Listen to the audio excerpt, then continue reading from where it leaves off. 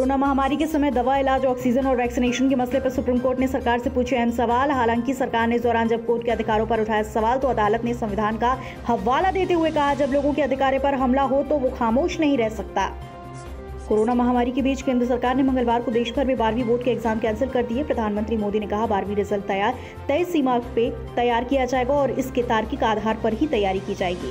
CBSE ने बुधवार को बताया कि स्टूडेंट्स के मूल्यांकन के लिए स्ट्रक्चरिंग क्राइटेरिया तय करने में करीब 2 हफ्ते का लगेगा समय। सूत्रों ने भास्कर को बताया, नतीजों के लिए सीबीएसई का फोकस अब इंटरनल असेसमेंट पर होगा।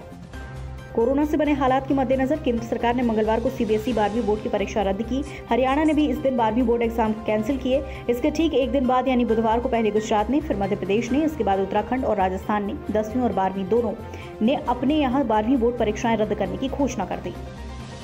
देश में कोरोना वायरस महामारी की दूसरी लहर अब कम होती नजर आ रही। रिकवरी रेट में पहले से ज्यादा सुधार, एक्टिव केस में कमी, नए केस का आंकड़ा लगातार घटा। पिछले 24 घंटे में देश में 1,33,953 नए कोरोना मरीज मिले, 2,11,750 मरीज ठीक। इस दौरान 2,897 मरीजों ने गंवाई जान।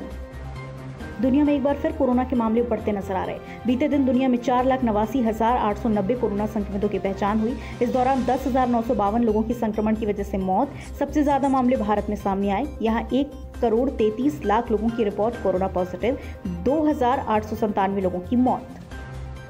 भारत में सबसे पहले पाए गए कोरोना वायरस के वेरिएंट को लेकर वर्ल्ड हेल्थ ऑर्गेनाइजेशन ने बड़ा बयान दिया। डब्ल्यूएचओ ने मंगलवार को कहा, भारत में सबसे पहले पाए गए कोरोना वेरिएंट का एक स्ट्रेन भी अब चिंता का विषय है, जबकि बाकी 2 स्ट्रेन का खतरा कम हो गया। कोरोना के इस वेरिएंट को डब्ल्यूएचओ ने B.1.617 या डेल्टा नाम दिया है।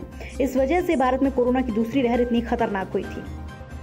मॉडर्ना और फाइजर की कोरोना वैक्सीन को जल्द से जल्द देश में उपलब्ध कराने के लिए केंद्र सरकार उनकी शर्तें मानने को तैयार। Drugs controller general of India ने कहा, अगर इन कंपनियों की वैक्सीन को बड़े देशों और वर्ल्ड हेल्थ ऑर्गेनाइजेशन ने इमरजेंसी यूज की मंजूरी मिली है तो भारत में इन्हें लॉन्चिंग के बाद ब्रिजिंग ट्रायल की जरूरत नहीं। इजराइल में जारी सियासी घमासान के बीच विपक्षी राजनीतिक दलों में गठबंधन को लेकर सहमति बनी। इसके बाद 12 साल से सत्ता पर काबिज और मौजूदा प्रधानमंत्री बेंजामिन नेतन्याहू की सरकार का जाना तय हो गया। मार्च में हुए चुनाव में उनकी पार्टी बहुमत के आंकड़े को छू नहीं पाई थी। सबसे बड़ी पार्टी होने के नाते नेतन्याहू को प्रधानमंत्री पद की शपथ दिलाई गई थी। पेट्रोल डीजल की कीमतों में हो रही बेतहाशा वृद्धि से आमजनों की जेब पर लगातार भार बढ़ गया। जून माह के पहले ही दिन जहां पेट्रोल की कीमत 25 से 26 पैसे प्रति लीटर बढ़ी, डीजल के भाव भी 23 से 24 पैसे प्रति लीटर बढ़े। इससे पहले पूरे माह में 16 बार, मई के माह में 16 बार वृद्धि ईंधन के रेट में हुई थी। देखा जाए तो अब तक इन 17 दिनों में ही पेट्रोल 4 रुपये 17 पैसे तक महंगा हो चुका है। डीजल के रेट में 4 रुपये 60 पैसे की महंगाई देखी गई। इस हफ्ते के चौथे कारोबारी दिन यानी शेयर बाजार बढ़त के साथ खुले। आज सेंसेक्स 272.1 अंक और निफ्टी 89.35 पॉइंट ऊपर खुला। पीएनबी हाउसिंग फाइनेंस लिमिटेड के शेयर में 10% का उछाल। कंपनी के शेयर पिछले 3 दिन से शानदार कर रहे प्रदर्शन। इससे पहले सोमवार और मंगलवार को शेयर में 20% तो बुधवार को 10% का उछाल। 31 मई को शेयर की कीमत 438 रुपए थी, जो बढ़कर 762 रुपए तक पहुंची।